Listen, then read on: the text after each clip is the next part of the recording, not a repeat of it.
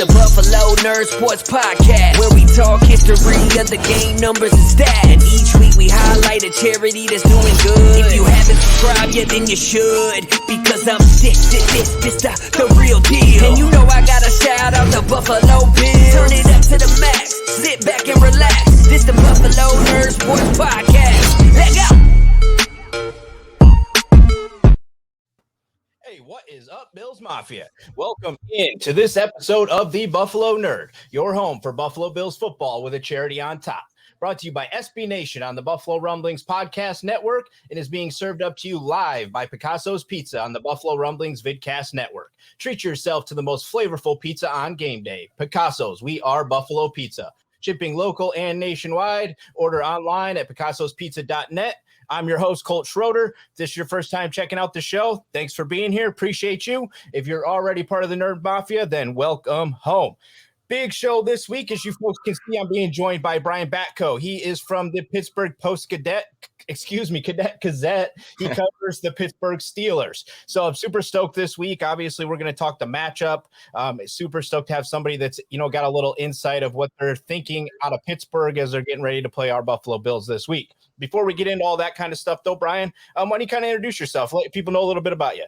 Yeah, so I just tweeted out the link to the show if anybody following back in Pittsburgh wants to watch. I'm born and raised in Pittsburgh, so of course, grew up going to Steelers games all the time. I went to the University of Pittsburgh and then actually covered Pitt football at the Post Gazette, where I think my second year on the beat, they had this kid who was a true freshman. He came in and started the last game of the season.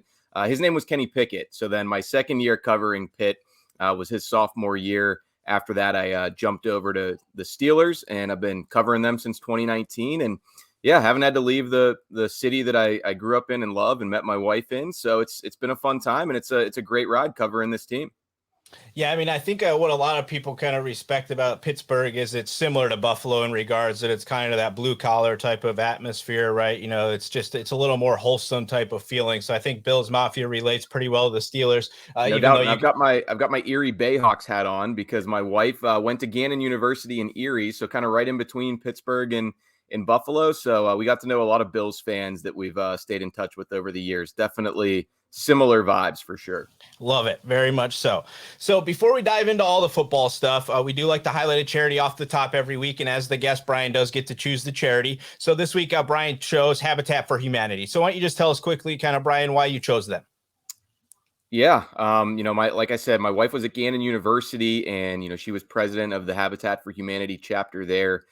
Did a lot of great work, and it's just, it helps out with homelessness and people who can't afford, housing and things of that nature. So it was a cool organization, and I just thought it would be a neat pick since, like I said, I got to be around a lot of Bills fans the 4 years that she was living in Erie, and I would go up and visit her every couple months. So it was always a fun epicenter. Steelers, Bills, Browns were all kind of in that one little city in northwestern Pennsylvania. So that's why I picked that one, Colt.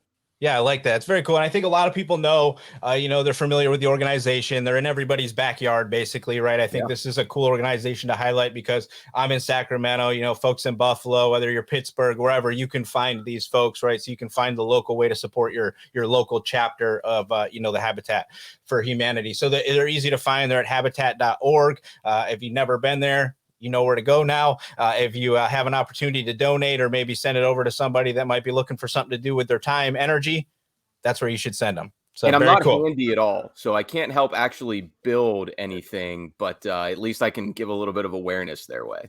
Absolutely. So that's pretty much why I do this, right? Because a lot of people, for most of the stuff, it's like you can't always donate money. You don't always have time. You don't always have that. But if you have energy, you have a platform, maybe you just get it in front of the right people and they take care of it from there, right? So very cool stuff. So I want to hit on a little bit last week, real quick here, because the Bills, they went into a game that I called the score to be 24-20. It finished 23-20. So I don't know that, I could have done much better really, except for hitting it exactly on the head, but it wasn't what I thought it would be. to get there, right? But I thought the Bills completely dominated in the second half, and that's basically where they won that game. Finished 23-20. A lot of questionable penalties, I think, on both sides of the ball. Realistically, a lot of holding calls missed. I thought that crew that officiated was typically like the crew that threw flags like left and right, and they seemed to miss like some of the biggest calls in that game. But either way, Bills walk away with a victory, much needed, and then the Steelers kind of went the opposite way, and they had a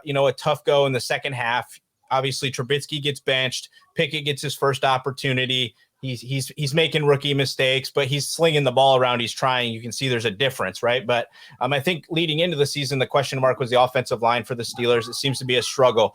What did you see last week? Are the Steelers just totally in trouble? Was it the rookie, or is it the Jets actually played good football? What happened at the end of last week?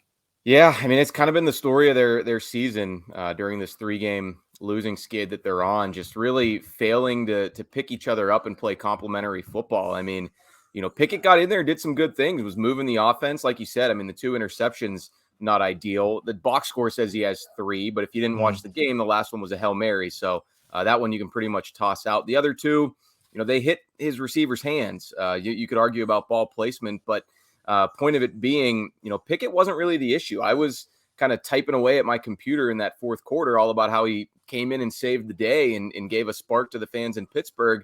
But while I was doing that, the Steelers defense was just letting the Bills do whatever they want. Zach Wilson was slinging the ball around. They were running the ball when they needed to. And I mean, it's just been that's been the case where the defense has been fatigued at the end of games because the offense hasn't sustained drives, or the offense, isn't getting enough possessions to really get in a rhythm. So it's just been bad all around for the Steelers. And that's how you lose 3 in a row. That's how you lose at home to a Jets team that you were up 10 on in the fourth quarter. It's rough right now. And, I think it's a little bit of a double-edged sword. Like, expectations are pretty low for Pickett because you're coming in with a team that's 1-3, but at the same time, they clearly need somebody to elevate what this team is doing. And if they can get that from the quarterback spot, that'd be huge. Right. I think most people that pay attention to the game, right, they realize once you figure out the quarterback and you have a competent quarterback, everything else can fall into place. But it all starts with the quarterback. And I don't think anybody in Pittsburgh thought Trubisky was necessarily going to be the long-term answer, right? But I think maybe he thought he might get a little further through the year than this. At this point, I think I've seen some other Bills folks say it, that we're anticipating Mitch will be back as the backup quarterback in Buffalo probably next year. I would have never guessed that he wouldn't be starting this Week 5 game at the Bills. Like, I thought they were more invested in seeing what they could get out of him. I thought Mike Tomlin liked the idea of kind of using him as that veteran bridge to Pickett and bring him in a fairly low stakes environment.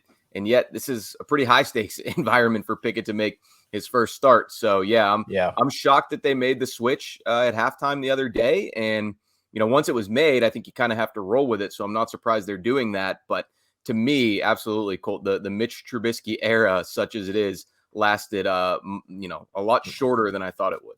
Yeah, and I think I am a little in a toss-up of it. Like, is it a little bit of gamesmanship kind of, right? Because you maybe you don't want to roll Trubisky out there because you know that the defense is playing so good and you know that they know how he likes to play the game. But on the flip side of that, you put Pickett out there and we don't know what you're going to try to do with him. We don't necessarily know what he's going to try to do. This happened to us last year when we played Pittsburgh in week 1. That's the worst time to play a team because you don't know exactly what they're going to do, right? And they might just catch you. So for me, there's a little bit of that. If our defense wasn't playing so good, I would really be kind of almost concerned with that, but we'll get into that a little bit. I want to hit on the injuries a little bit on each side because obviously that's been playing a huge part for the Bills each week. And obviously you guys are missing some key pieces over there as well. Our injury list, I think, had 16 people on it today. It's very long. The key folks for me are Poyer, Knox, Jones, and Edmonds. They're our big time guys. By all accounts, it looks like everybody should be there as far as those guys go. It looks kind of like rest stuff. Jones played 75% of the snaps last week. That's not normal for an interior defensive lineman on the Buffalo Bills. So some of these guys I think are just rest. We'll see. I think if you look at this and you say Edmonds is out, there's concern, but I don't think we're going to have that issue. Looking at yours, it looks like pretty much everybody practiced -1. How's the injuries over there? I see Johnson popped on the report today. Any true concern of anybody not playing? Just Akello Witherspoon, who, I mean, he's got a multi-week hamstring injury. Mike Tomlin's been pretty upfront about that. But sure, other than that, as long as the injury report it's not overly concerning. It's Thursday. Everybody else was at least limited.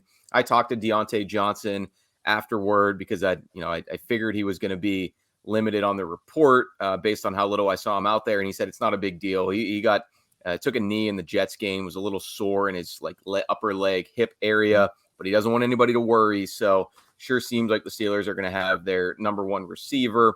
Other than that, the secondary is definitely in flux. Both starting safeties and their starting corners are dealing with things this week. Minkah Fitzpatrick with a knee, he was back today. So you think he'll be good to go. Terrell Edmunds is a tricky one because he's in the concussion protocol. You can never feel great about predicting those guys' availability. And then the outside guys, Cam Sutton, who also plays inside sometimes, he's been dealing with something since last week. He was limited last Friday, ended up playing, actually got a pick against the Jets. And Levi Wallace, who he knows the Bills very well, and he had a foot injury at the early part of this week. But I think all those guys are going to be out there. Maybe not Edmonds, like I said. It would be kind of funny if we went from that Steelers-Bills game a few years ago where there were 3 Edmonds brothers to no Edmonds brothers in this game. But hopefully for Terrell's sake, he'll be able to roll. And up front, Cam Hayward, one of the most underrated players in the league, let alone interior lineman. He's an older guy. He's getting up there in age. He's managing ankle and elbow injuries that he picked up playing a lot of snaps himself in that Jets game. And I'd be shocked if he misses. He's a team leader. He wants to try to right the ship. So I think he'll be out there, but it is fair to question if he'll be 100% and able to make the impact that he usually does. Yeah, I mean, I think the Levi Wallace one's very interesting, obviously, and the Bills are very familiar with what it means when your entire secondary is out. Right. Because we've been through that already this year. A couple other moves that the Bills made this week that, last week we signed a cornerback, and then he's immediately put on the injured list, right? So I'm curious to see what we're trying to do there. I think we realized that we might just be playing thin at certain points during the year, and we probably try to keep him around just in case. But they moved on from Tavon Austin. It seemed like both parties just couldn't figure out what his role was. And then they brought in, Zimmer back, who I really like. I thought the kid played well until he got hurt last year. So they brought back a couple guys, but nothing really in the wide receiver room. Isaiah McKenzie, he was back limited today, so hopefully he'll be available. But Crowder went out with that broken ankle. So it looks like we're going to ride with what I think a lot of people thought would be the thinnest group for the Buffalo Bills coming into the season at the wide receiver position with the way things are shaking out. So it'll be interesting to see, but Josh Allen seems to find a way either way to pick apart your defense in the secondary. If they're banged up, he's definitely going to try to expose that. What has been I've seen some of the stuff like the defensive coordinator today was saying how do you stop Josh Allen? And he was like, well, I'm thinking 12 to 13 guys per play, stuff like that. So what is it? What do you think? What's the idea here for Pittsburgh this week? I mean, because this feels like you start getting to 1-5, you're really, really losing ground, right? And you might need to start shifting your focus to we're not in it this year, right? Is there anybody we can move? Is there anything we could do? Is this feel like kind of an end-all be-all this week that they got to have it? And do they think they could do it against this team? I never really like to use the phrase must win this early in the season. I mean, a lot of people were calling the Jets game must win last week and they lost. So, why are they even going up to play the Bills? I guess the season's over. But I mean, as far as trying to stop Josh Allen, obviously that's at the top of the list to do for any team. I'll be curious to see, you mentioned that laundry list of injuries with the skill positions. I mean, how much attention can you devote to one guy in Stephon Diggs to try to take him away? I mean, the Steelers are going to try to scheme against him. They did a pretty good job, as I recall, last year in that season opener. And really, from what I remember about that game, I mean, I was up there at Highmark in the press box. The Bills weren't sharp. Josh Allen missed some throws, especially some deep balls that if he hits those the way he normally does, the Steelers don't get out of Buffalo with that surprising win. So, it's always a cat and mouse game with them. I mean, they want to try to bring the pass rush. They don't have TJ Watt. They want to try to play a lot of zone coverage. They've been getting picked apart over the middle thus far. So, Dawson Knox, shout out to him because fun fact, you might have even heard this upstairs. We have a almost 3-year-old named Dawson. So nice. I believe Dawson Knox is the only NFL player there's been named Dawson to this point. So maybe the next one's in this house right now. But hopefully he'll be healthy and able to help out the Bills, receiver position since he's such a good pass catching tight end. But the Steelers they're facing long odds here. It's not just the rookie quarterback starting. It's all the issues they've had on defense. The run defense was the worst in the league last year. They got gashed a couple weeks ago against the Browns. They didn't always stand up against the Jets late in that game in the fourth quarter. So, it's all hands on deck for them. They haven't won a game yet when TJ Watt doesn't play. Right. So it shows you the impact that he makes. And he made a huge one last year against the Bills. That's kind of your Josh Allen kryptonite a little bit, but you're not going to have him there. So, they do have Alex Highsmith, who's leading the NFL in sacks, but feels like a hollow 5.5 number when you're staring at 1-4.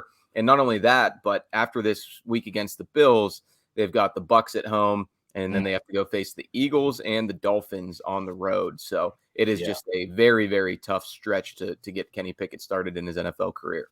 Yeah, that's why I was curious of how this game was kind of being treated, because I was looking at that slate as well, and I'm like, this could get bad quick. Like, this could get real bad real quick. This doesn't feel like the game that's going to be the easiest to win, Right. Out of these four, it might actually be the toughest when you factor in going on the road, Bills Mafia, that environment for Pickett. So, it's definitely going to be a juicy matchup for the Steelers, but there is urgency, no doubt about it. They can't just go up there and say, we've got nothing to lose, although I'm sure that's kind of the mentality that they're going to take to some extent. Yeah, I think they got to have a little bit of that, right? Like, you got to be a little more aggressive than you may be in your normal situations. But yeah, it's one of those things. And this is only the second home game for the Bills too. So the Mafia has been jonesing to get back around, in the building. So it's going to be an epic, tough start, I think, for a rookie kid to come in. It's probably best that he got a little action last week so he could get a feel for it a little bit, because this defense is just basically in the second half shut Lamar Jackson down, who I would say is probably the best quarterback in the league, at this point in time. So it's scary looking. You look at his numbers. I mean, now I was curious about this because you brought it up a little bit about the benching of Trubisky, and you're kind of surprised about it because now the Bucs scored the third interception, right, was because of the Hail Mary, but they both threw 13 passes. He completed 10 with 2 interceptions for like 120 yards. Trubisky was 7 of 13 for 84 with an interception. So it didn't really feel like much changed. But what I watched was he was at least trying. You can see his ability to move around is going to be different. His willingness to move around, I think, is going to be different. And he's willing to throw it, right? He sees that millisecond window. It's going to close, but he sees it and he's willing to go after it. So offensively, what does this team have to do to come out and win?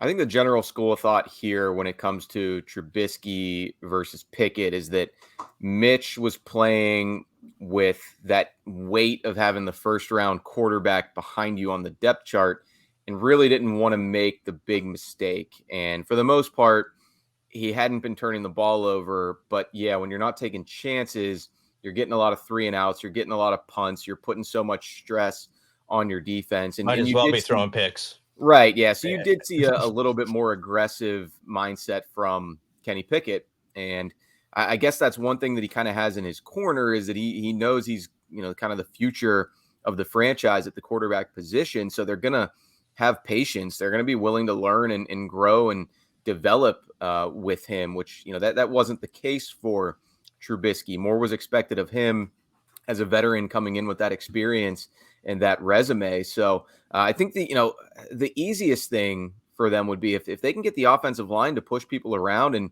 move it on the ground and get Najee Harris going. But that's easier said than done, especially against this Bills front. So the Steelers O-line's been struggling for a few years now, especially in run blocking. I think Najee Harris is a good player, but he's talked about needing to trust his line more as opposed to just following, trying to bounce it outside instead of following a hole. So sometimes he gets in that habit of trying to do too much because he doesn't usually have a lot of room to run. That's kind of what's bogged down their ability to use the ground game to their advantage. But that's any quarterback's best friend, especially a rookie. I think he'll look for his tight ends, especially Pat Freiermuth, a lot over the middle, see if they can get some advantageous matchups there. Chase Claypool didn't catch a pass last week. He's got a lot of doubters at this point in Pittsburgh, people who are disappointed in him. He was so good 2 years ago as a rookie. He's kind of regressed a little bit.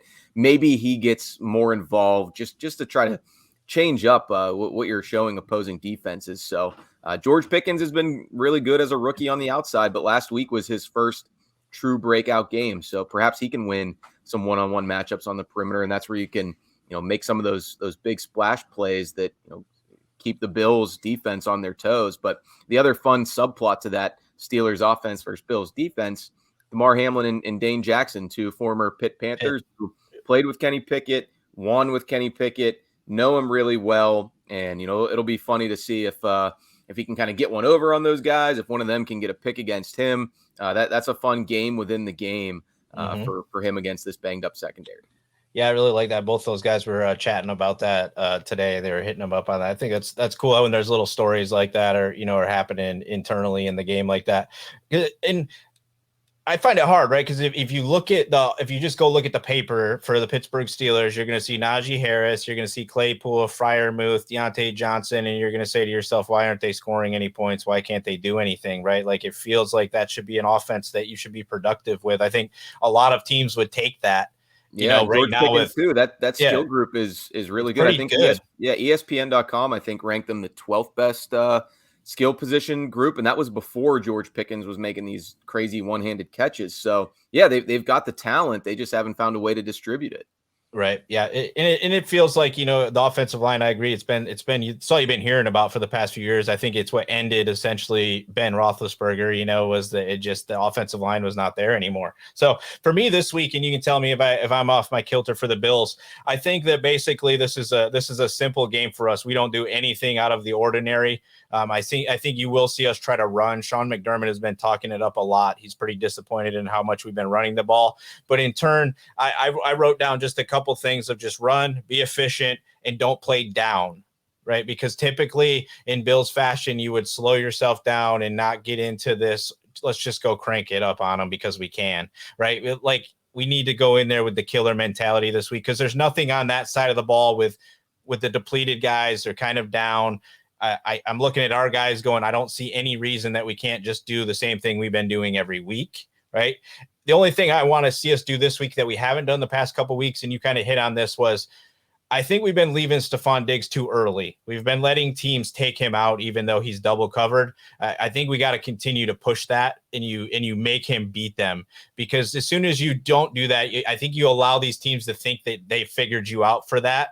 And they don't have to work, but he should be killing it. He's so friggin' good. I don't care if they're double, triple, and you should still be effectively going after him year in and year out. It kills me that we kind of have bailing on him the past couple of weeks against a dinged up Xavier Howard, and there was nobody that could cover him last week on that Baltimore defense. There was nobody who could straight up cover him. So I still want to see it. What are your thoughts? Do the Steelers defense have anything that you feel is going to be an edge here for up against the offense? Yeah, I mean, as long as he's healthy, they've got Minkah Fitzpatrick, where, we saw in week 1 against the Bengals. I thought the Bengals were the better team in that game, and I think they still are, but Minkah gets a pick 6 in the first quarter, sets the tone for the rest of the day, right? So I think if they do try to, force it to Diggs, could that play into the Steelers' hands if they are, putting that bracket over them, or if Minkah Fitzpatrick's coming down in that robber coverage, and maybe Josh Allen just makes one mistake.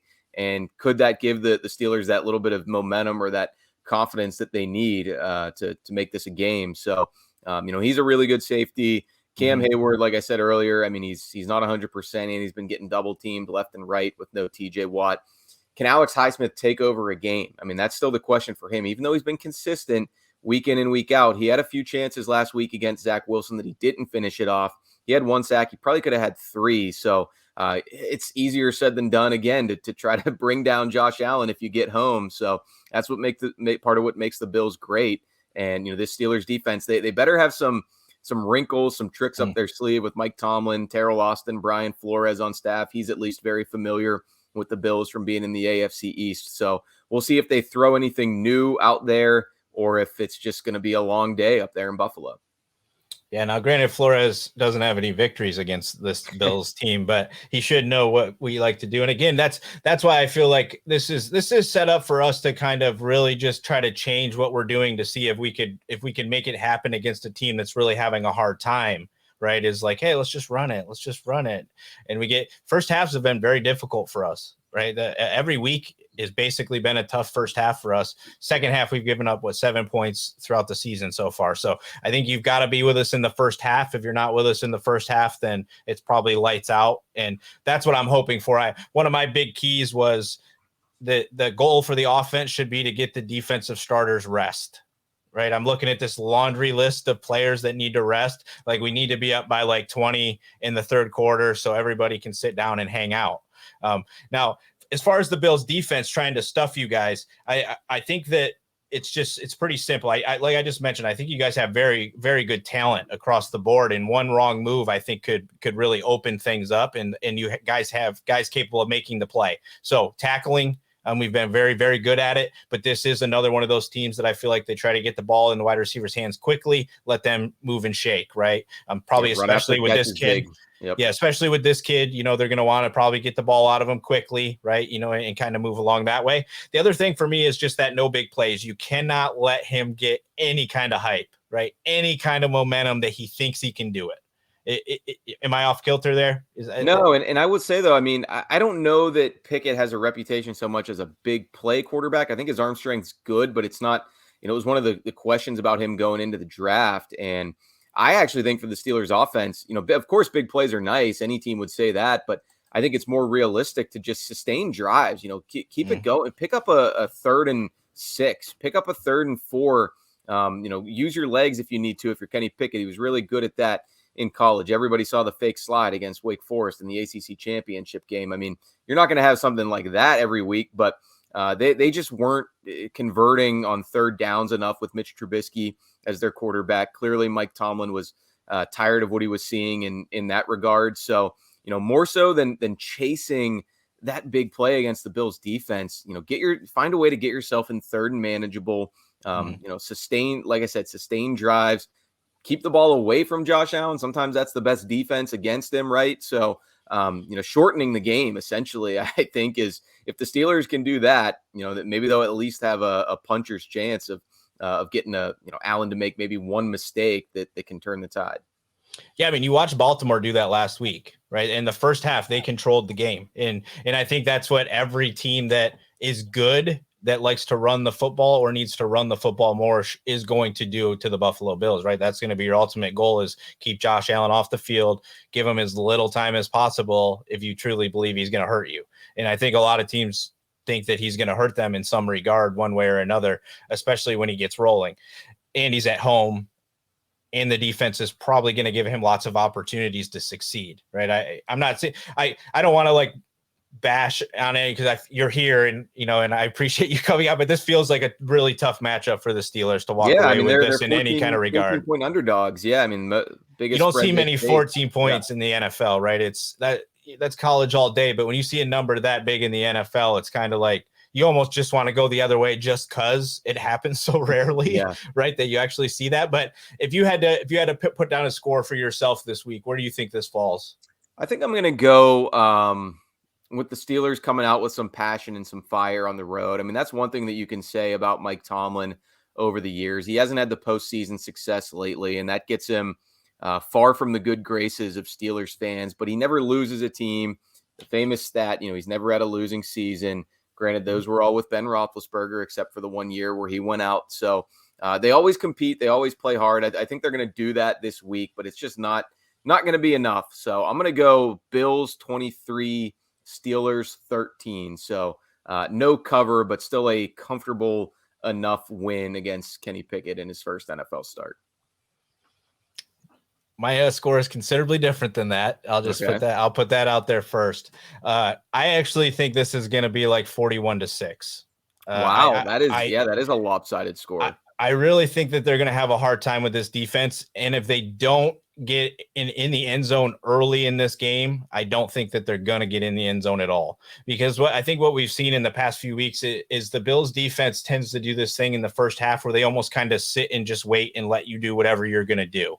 And just try to maintain and control that and see what it is. And then in the second half, they come out and go, okay, we know what you're doing now.